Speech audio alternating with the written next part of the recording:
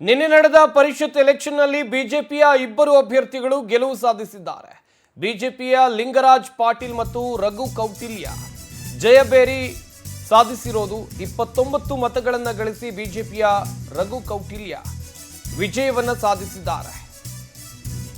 ರಘು ಕೌಟಿಲ್ಯ ಗಳಿಸಿದ್ದು 29 ಮತಗಳು, 30 ಮತಗಳನ್ನು ನಿಗದಿ ಮಾಡಲಾಗಿತ್ತು. ಲಿಂಗರಾಜ್ ಪಾಟೀಲ್ಗೆ 27 ಮತಗಳು ಸಿಕ್ಕಿದೆ. ಪರಿಷತ್ ಚುನಾವಣೆಯಲ್ಲಿ ಜೆಡಿಎಸ್ ಅಭ್ಯರ್ಥಿಗೆ ಸೋಲಾಗಿದೆ. ಮೈತ್ರಿ ಅಭ್ಯರ್ಥಿ 14 ಮತಗಳನ್ನಷ್ಟೇ ಅವರು ಪಡೆದಿರೋದು. ಗೋವಿಂದರಾಜು 14 ಮತಗಳನ್ನು ಪಡೆದು ಪರಾಭವಗೊಂಡಿದ್ದಾರೆ. ಲೆಕ್ಕಾಚಾರವನ್ನು ಕಾಂಗ್ರೆಸ್ ಪಾಳೆಯದಲ್ಲೂ ದೊಡ್ಡ ಮಟ್ಟದಲ್ಲೇ ಹಾಕಿಕೊಳ್ಳಲಾಗಿತ್ತು. ಆದರೆ ಈ ಲೆಕ್ಕಾಚಾರಗಳು ವರ್ಕೌಟ್ ಆಗಲಿಲ್ಲ.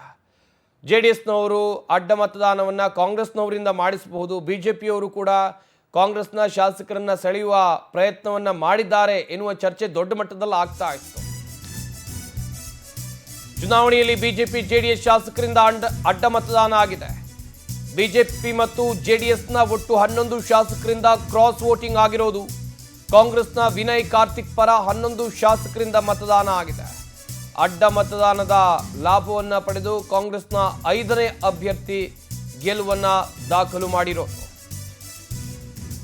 ಲೆಕ್ಕಾಚಾರಗಳು ಜೋರಾಗಿತ್ತು. ಚುನಾವಣೆಯಲ್ಲಿ ಬಿಜೆಪಿ ಮತ್ತು ಜೆಡಿಎಸ್ ಶಾಸಕರಿಂದ ಅಡ್ಡ ಮತದಾನ ಆಗಿರುವಂಥ ಕಾರಣಕ್ಕಾಗಿ ಕಾಂಗ್ರೆಸ್ನ 5ನೇ ಅಭ್ಯರ್ಥಿ ವಿನಯ್ ಕಾರ್ತಿಕ್ ಗೆಲುವನ್ನು ಸಾಧಿಸಿರೋದು.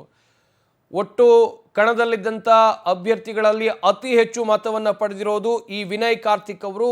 ಹೇಗೆ ಅಂತ ಹೇಳಿದರೆ ಅದು ಕಾಂಗ್ರೆಸ್ ಬಿಜೆಪಿ ಮತ್ತು ಜೆಡಿಎಸ್ನ ಶಾಸಕರಿಂದ ಅಡ್ಡ ಮತದಾನ ಆಗಿರೋ ಕಾರಣಕ್ಕಾಗಿ.